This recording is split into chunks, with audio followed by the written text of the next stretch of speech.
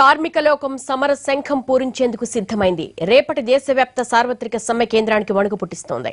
ఇప్పటికే కార్మికుల డిమాండ్స్ లో చాలా వరకు అంగీకరించామని చెబుతున్నా యూనియన్లు ఏమాత్రం వెనక్కు తగ్గడం లేదు. ఇటు ఆర్టీసీలో కొన్ని సంఘాలతో పాటు విద్యా సంస్థలు కూడా సమ్మెలో పాల్గొంటున్నట్లుగా ప్రకటించాయి.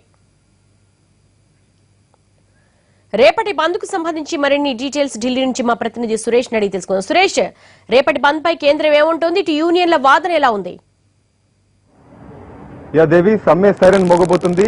రేపు సమ్మె సెప్టెంబర్ 2 నుంచి ప్రారంభించేందుకు కార్మిక సంఘాలు దాదాపుగా 10 ఐక్యంగా ముందుకెళ్తున్నటువంటి పరిస్థితి కనబడుతుంది. ఒక ఆర్ఎస్ఎస్ అనుబంధ సంస్థ అయినటువంటి భారతీయ మజ్దూర్ యూనియన్ తప్ప మిగిలిన పార్టీలకు సంబంధించినటువంటి కార్మిక సంఘాలన్నీ కూడా రేపు సిద్ధమవుతున్నాయి సమ్మెకి. ఇందులో సిఐటియు కానీ, ఐఎన్టీయూసీ కానీ, దీంతో పాటు మిగిలిన ఎస్ఈడబ్ల్యూ, అలాగే ఏఐసిటియు, ఎల్పిఎఫ్, దీంతో పాటు హెచ్ఎంఎస్, మొత్తంగా 10 కార్మిక సంఘాలు సిద్ధమవుతున్నటువంటి పరిస్థితి. భీమా రంగం, ఇటు దీంతో పాటు బొగ్గు, అలాగే చూసుకుంటే విద్యుత్ రంగం పైన ప్రధానంగా ప్రభావం పడేటువంటి అవకాశాలు కనబడుతున్నాయి. బ్యాంకులు కూడా సమ్మె సైరన్ మోగిస్తున్నటువంటి పరిస్థితి. మరోవైపు రోడ్డు రవాణా సంబంధించి చూసుకుంటే ఇటు ఆర్టీసీకి సంబంధించినటువంటి కార్మికులు, రైల్వేకి సంబంధించినటువంటి కార్మికులు కూడా కేంద్ర ప్రభుత్వానికి సంబంధించిన ఉద్యోగులందరూ కూడా రేపు సమ్మెలో పాల్గొనబోతున్నారు.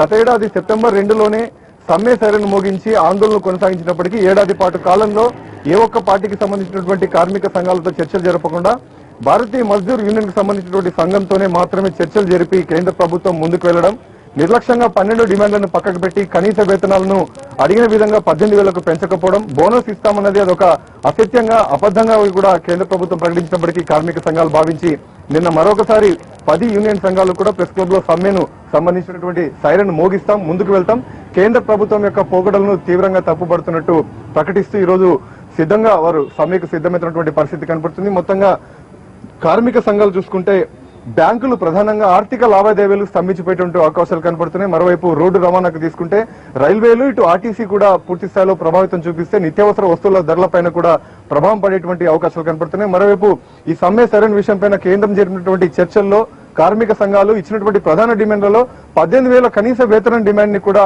నెరవేర్చకపోవడం విషయంపైన ప్రధానంగా అసంతృప్తి వ్యక్తపరుస్తున్నటువంటి పరిస్థితి. అలాగే కోల్ ఇండియాకు సంబంధించినటువంటి పెట్టుబడుల ఉపసంహరణను కూడా తప్పుపడుతున్నారు. దీని కారణంగా బొగ్గుకు సంబంధించినటువంటి కార్మికులు మాత్రం సమ్మెను రేపటితో పాటు కంటిన్యూ చేస్తే మాత్రం విద్యుత్ సంబంధించినటువంటి సరఫరా పైన కూడా ప్రభావం చూపేటువంటి అవకాశాలు కనపడుతున్నాయి. నిత్యావసర వస్తువుల ధరలు ఒకవైపు, విద్యుత్కు సంబంధించినటువంటి సరఫరా నిలబడిపోతే మాత్రం దీంతో పాటు ప్రొడక్షన్ కూడా ఆగిపోయేటువంటి అవకాశాలు కనపడుతున్నాయి.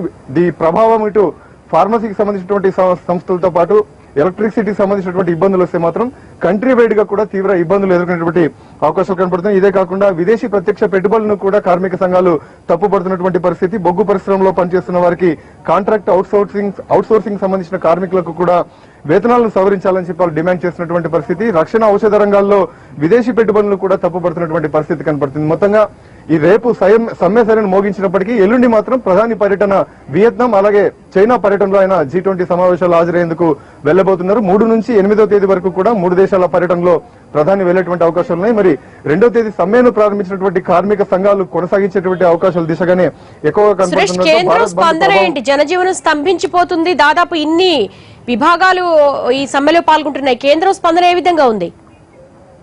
డేబీ ఫర్ ఎస్టర్డే చూసుకుంటే కేంద్ర ఆర్థిక శాఖకు సంబంధించి అరుణ్ జైట్లీ స్వయంగా రంగంలోకి దిగి కార్మిక సంఘాలు సమ్మెను విరమించాలి, వారికి కావాల్సినటువంటి కనీస వేతనాల్లో 42% అధికంగా పెంచే విషయాన్ని కూడా పరిశీలించిన విషయాన్ని, దాన్ని అనుమతించిన విషయాన్ని, ఆమోదించిన విషయాన్ని స్పష్టం చేశారు. అదే కాకుండా బోనస్ కు సంబంధించి 2014, 15 అలాగే 15, 16 రెండేళ్లకు సంబంధించి బోనస్ ను కూడా ప్రకటిస్తాం, కోర్టులో ఉన్నటువంటి కేసులకు కూడా కార్మిక సంఘాలకు సహకరిస్తామని చెప్పి వారి ప్రెస్ కాన్ఫరెన్స్ లో స్పష్టం చేసినటువంటి పరిస్థితి. అయితే వీటన్నింటినీ కూడా కార్మిక సంఘాలు తప్పుపడుతున్నాయి. ఈ ప్రెస్ కాన్ఫరెన్స్ లో కార్మిక శాఖకు సంబంధించి దత్తాత్రేయ, ఇటు కోల్ కు సంబంధించి, ఇటు విద్యుత్ శాఖకు సంబంధించి పీయూష్ గోయల్, అలాగే ఆర్థిక శాఖ అరుణ్ జైట్లీ ముగ్గురు కూడా ఈ సమావేశాన్ని ఏర్పాటు చేసి కార్మిక సంఘాల సమ్మె సైరన్ మోగకుండా జాగ్రత్తలు తీసుకునే ప్రయత్నాలు చేసినప్పటికీ 12 డిమాండ్లలో ప్రధానంగా కనీస వేతనాన్ని కూడా పెంచలేకపోయిన కేంద్ర ప్రభుత్వ పోకడలను తప్పుపడుతూ ఖచ్చితంగా సమ్మె సైరన్ మోగిస్తామని చెప్పి కార్మిక సంఘాలు స్పష్టం చేసినటువంటి పరిస్థితి. అయినా ఇప్పటికీ కూడా ఇంకా చర్చలు కొనసాగుతున్నటువంటి పరిస్థితి.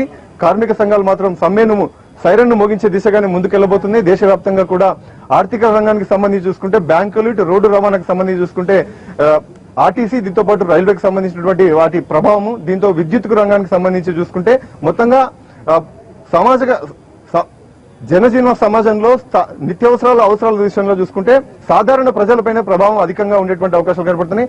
ఆర్థిక లావాదేవీలు కూడా స్తంభింపజేస్తే మాత్రం ఖచ్చితంగా కేంద్ర ప్రభుత్వంపై ఒత్తిడి పెంచే దిశగా ముందు విషయంలో సక్సెస్ అవుతామనే ఉద్దేశంతోనే కార్మిక సంఘాలు గతేడాది సమ్మె సైరను మోగించి ఆందోళన కొనసాగించాయి.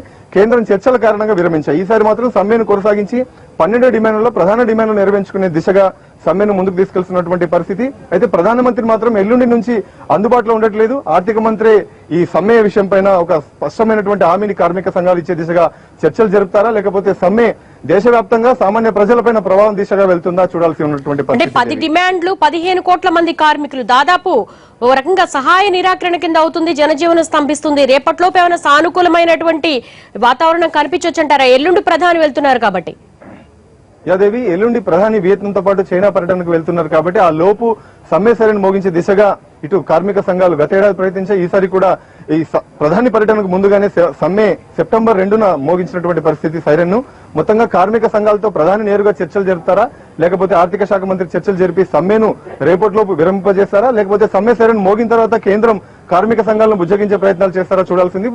కార్మిక సంఘాలు మాత్రం ఒక ఆర్ఎస్ఎస్ కు సంబంధించి భారతీయకు సంబంధించినటువంటి మజ్దూర్ యూనియన్తోనే చర్చలు జరపడం తప్పుపడుతూ కార్మిక సంఘాలు ముందుకు వెళ్తున్నటువంటి పరిస్థితి. ఖచ్చితంగా తమ డిమాండ్లను కనీస వేతనాలు పెంచాలి, బోనస్ ప్రకటించాలి, విదేశీ ప్రత్యక్ష పెట్టుబడులు, ఇటు ఉపసంహరణలు ఏవైతే పబ్లిక్ సెక్టర్ యూనిట్స్ ఉన్నాయో దాంట్లో ఉపసంహరణలు చేయరాదనేటువంటి డిమాండ్లతోనే ముందుకు వెళ్తున్నటువంటి పరిస్థితి. ఇవి రేపు జరగబోయేటువంటి సమ్మె దాదాపుగా 15 కోట్ల నుంచి 16 కోట్ల మంది ఉద్యోగస్తులు కేంద్ర ప్రభుత్వానికి సంబంధించి రాష్ట్ర ప్రభుత్వానికి సంబంధించి కూడా పాల్గొనేటువంటి అవకాశాలు కనబడుతున్నాయి. ముఖ్యంగా ఆర్థిక శాఖకు సంబంధించి బ్యాంకులు, ఇటు విద్యుత్ సరఫరాకు సంబంధించి బొగ్గుకు సంబంధించినటువంటి కార్మికులు, మరోవైపు ట్రాన్స్పోర్ట్ కు సంబంధించినటువంటి కార్మికులు మాత్రం ఈ సమ్మెను కొనసాగిస్తే తీవ్ర ప్రభావం భారత వ్యాప్తంగా ఉండేటువంటి అవకాశాలు కనబడుతున్నాయి.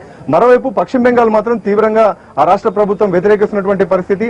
రేపు ఖచ్చితంగా రాష్ట్ర ప్రభుత్వ ఉద్యోగులు వారి విధుల్లో ఉండాల్సిందేనటువంటి హెచ్చరికలను ఇటు రాష్ట్ర ప్రభుత్వం మమతా బెనర్జీ జారీ చేసినటువంటి పరిస్థితి కనపడుతుంది. మరి ఎల్లుండి ప్రధాని వెళ్లేలోపే కార్మిక సంఘాలకు సంబంధించినటువంటి సమ్మె విషయం పైన ఒక కొలికి తీసుకొచ్చి వారి సమస్యలను పరిష్కరించే దిశగా కేంద్రం అయితే ప్రస్తుతం కసరత్తు చేస్తున్నప్పటికీ కార్మిక సంఘాలు మాత్రం ప్రధాన డిమాండ్లు నెరవేర్చే దిశగా సమ్మె సరైన మోగించేందుకు ముందుకెళ్తున్నటువంటి పరిస్థితి. దేవి. Yes, thank you.